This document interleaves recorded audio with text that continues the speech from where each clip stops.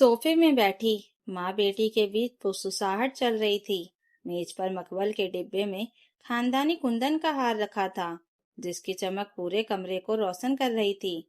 यह वही हार था जो शादी के दिन सरोज जी ने आर्य को दिखाकर कहा था, यह हमारे खानदान की इज्जत है। जब तू घर की जिम्मेदारी संभालने लायक हो जाएगी, तब मैं ही तुझे सौंप दूंगी। लेकिन आज उस हार पर आर्य की नहीं, बल्कि ननद रचना की ललचाई नजरें थी। रचना ने हार को अपने गले से लगाकर शीशे में देखा और अपनी माँ का हाथ पकड़कर बोली, माँ देखो ना, यह मुझ पर कितना जच रहा है।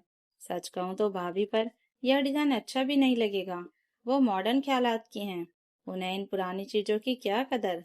सरोज जी थोड़ी दुविधा में थी। पर बेटा, मैंने आर्या से वादा किया था।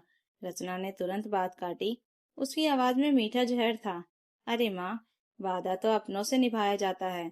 आर्या भाभी तो अब क्या कहूँ, है तो वो पराए घर की ना। कल को अगर वो ये हार लेकर अपने मायके चली गई या कुछ ऊंच नीच हो गई तो मैं तो तुम्हारी अपनी बेटी हूँ, तुम्हारा खून हूँ। यह हार घर की बेटी के पास ही रहेगा तो सुरक्षित रहेगा। सरोज जी का चेहरा बदल गया। अपना खून वाली बात ने असर दिखा दिया। तभी आर्य हाथ में चाय की ट्रे लिए वहां आ गई। उसे देखते ही रचना ने हार डिब्बी में रख दिया, लेकिन उसके चेहरे पर एक विजयी मुस्कान थी। सरोज जी ने गला साफ किया और नजरें चुराते हुए बोली, आर्या यहाँ बैठ, मुझे तुझसे जरूरी बात करनी है। आर्या सोफे के किनारे बैठ गई। उसे कुछ अजीब लग रहा था। सरोज जी ने वो डिब्बा रचना की गोद में रख दिया और सख्त लहजे में बोली, देख आर्या, मैंने बहुत सोचा, यह खानदानी हार है। मुझे लगता है कि इस घर पर पहला हक घर की बेटी का होना चाहिए। मैंने फैसला किया है कि ये हार मैं रचना को दूंगी। आर्या के हाथ से चाय का कप हिल गया। उसे हार का लालच नहीं था, लेकिन जो वादा तोड़ा गया उसका दुख था। आर्या ने धीमी आवाज में पूछा, लेकिन माँ जी, आपने तो शादी के दिन कहा था। सरोज जी ने उसे बीच में ही रोक दिया। कहा था, पर तब हालात अलग थे। देख, तू बुरा मत मानना, लेकिन कड़वा सच यही है कि अपना खून तो अपना ही होता है। रचना मेरी कोख से जन्मी है, उसका हक तुझसे ज्यादा है। आर्या को लगा जैसे किसी ने उसके दिल पर पत्थर रख दिया हो। पराया पराया, सबने उसकी सालों की सेवा और समर्पण को एक पल में खारिज कर दिया था। पास बैठी रचना ने जरे पर नमक छिड़का और कहा, माँ, भाभी आपको गहनों की क्या कदर। आप तो वैसे भी सादा रहना पसंद करती हैं। यह सब हम घर की बेटियों पर ही तो अच्छा लगता है। आर्या ने अपनी नम आंखें झुका ली। उसने कोई बहस नहीं की, बस इतना कहा, जैसी आपकी मर्जी माँ जी, और उठकर अपने कमरे में चली गई। पीछे से माँ बेटी की हंसी उसे किसी ताने जैसी लग रही थी। उस घटना को अभी 4 दिन ही बीते थे।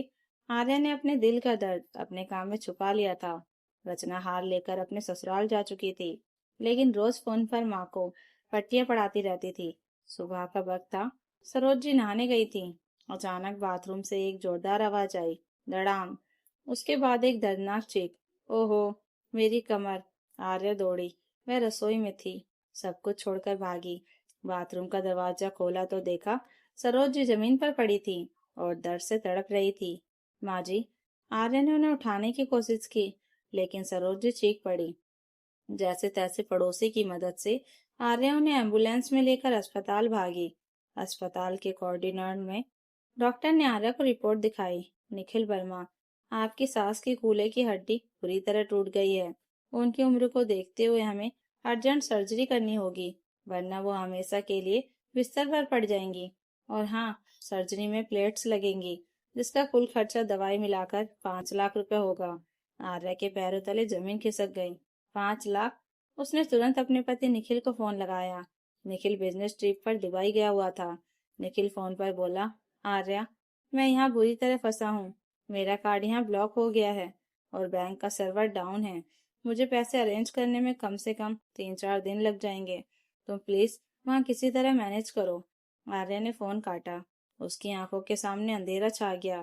खाते में इतने पैसे नहीं थे। तभी उसे याद आया, रचना, घर की बेटी। आर्यन ने तुरंत रचना को फोन किया। दीदी, माँ जी गिर गई हैं, अस्पताल में हैं। डॉक्टर ने तुरंत ऑपरेशन के लिए कहा है। आप जल्दी आ जाइए। 1 घंटे बाद रचना अस्पताल पहुंची। वो बहुत घबराई हुई लग रही थी, लेकिन उसकी घबराहट माँ के लिए कम और खर्चे के लिए ज्यादा थी। आर्या डॉक्टर के कैबिन से बाहर आई। उसके हाथ में अस्पताल का असिस्टेंट बिल था।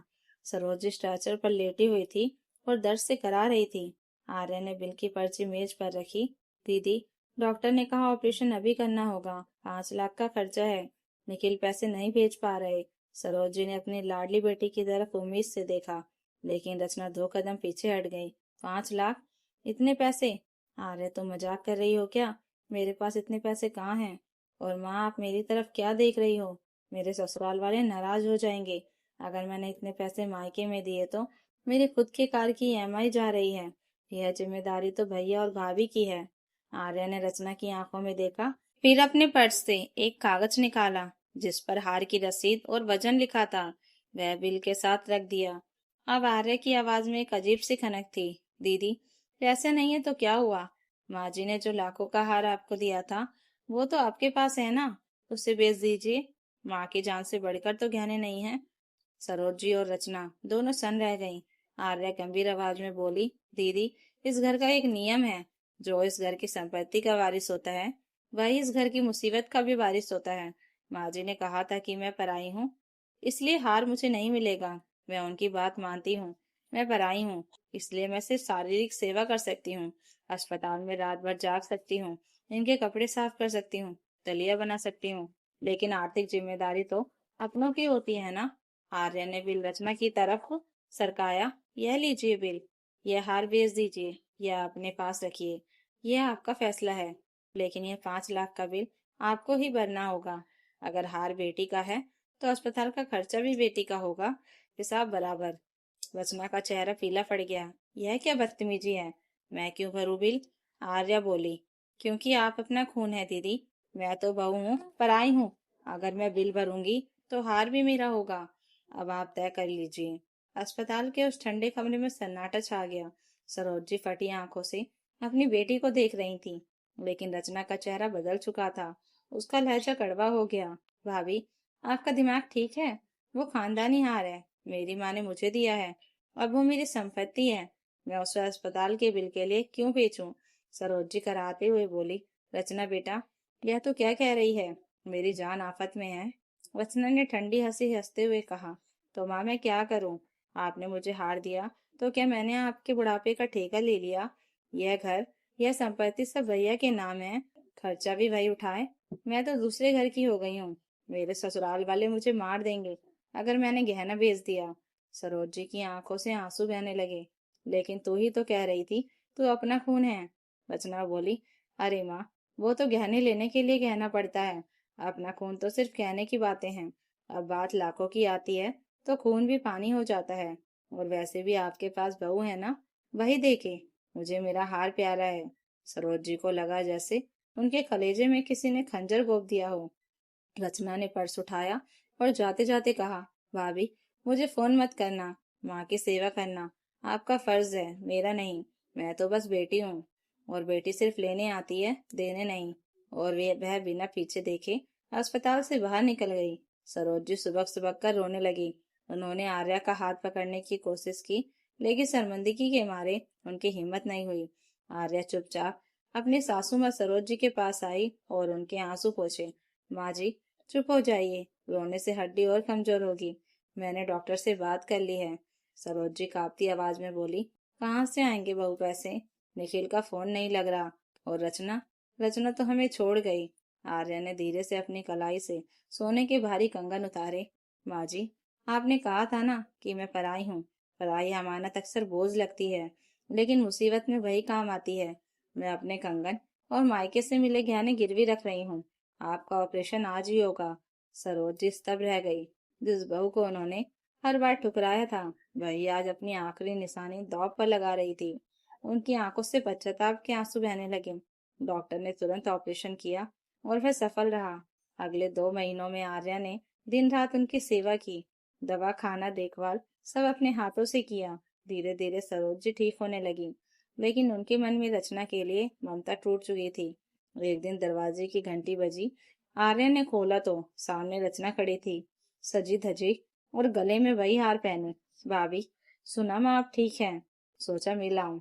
वे अंदर आकर सरोजी के पास बैठ गई। माँ, आप तो बहुत कमजोर हो गई हैं। भाभी ने ठीक से ख्याल नहीं रखा क्या? देखो, मैं वही हार पहन कर आई हूँ। सरोजी ने उसकी तरफ देखा तक नहीं। कमरे में सन्नाटा छा गया। रचना बोली, माँ, क्या हुआ? मैं आपकी अपनी बेटी हूँ। सरोजी ने ठंडी नजरों से कहा, कौन माँ? मेरी बेटी तो रसोई में मेरे लिए सूप बना रही है। तुम कौन हो? रचना हक्की बक्की रह गई। माँ, मैं आपकी सगी बेटी हूँ, आपका अपना खून। सरोजी उठी और बोली, अपना खून उस दिन अस्पताल में पानी बनकर बह गया था। आज जो मेरे सामने खड़ी है, वो लालची औरत है, जिसके गले में मेरी दी हुई रिश्वत लटकी है। निकल जाओ मेरे घर से। रचना गिड़गिड़ाने के बजाय गुस्से से आर्य पर टूट पड़ी। यह सब तेरी चाल है। तूने माँ को भड़का दिया। तू शुरू से ही हार और जायदाद पर नजर रखी थी। तू नौकरानी है। उसने आर्य का कंधा पकड़कर झकझोरा। माँ से माफी मांग, वरना। तभी एक जोरदार आवाज गूंजी। आर्य ने उसे तमाचा मार दिया। चुप, बहुत बोल लिया तुमने। तुम पूछ रही थी मैंने माँ जी को क्या पिलाया? मैंने उन्हें ममता और सेवा दी है, जो तुम्हारे पास कभी नहीं थी। आर्या ने आईना सामने कर दिया। देखो अपनी सूरत। हार की चमक दिख रही है, लेकिन आंखों का लालच नहीं। जब माँ अस्पताल में थी, तब तुम हार बचा रही थी और मैं उन्हें बचा रही थी। तुम इस घर की बेटी कहलाने लायक नहीं हो। उसने दरवाजा खोल दिया। यह बैग उठाओ और यहाँ से निकल जाओ। दोबारा मत आना। रचना टूट चुकी थी। अपना बैग उठाकर बिना पीछे देखे चली गई। कमरे में सन्नाटा छा गया। सरोजी ने आर्य को गले लगा लिया। बेटा, मुझे माफ कर दे। तूने मुझे नहीं, बल्कि इस घर की इज्जत बचाई है। आज समझ आया कि असली वारिस वो होता है जो फर्ज निभाए। आर्य ने उनके आंसू पोंछे और घर में परायापन खत्म हो चुका था और एक सच्ची ममता ने जन्म ले लिया था। तो दोस्तों, अगर आपको ये कहानी अच्छी लगी हो तो कमेंट करके जरूर बताइएगा और नई कहानियों के लिए चैनल को सब्सक्राइब जरूर कर लीजिएगा। Thank you for watching.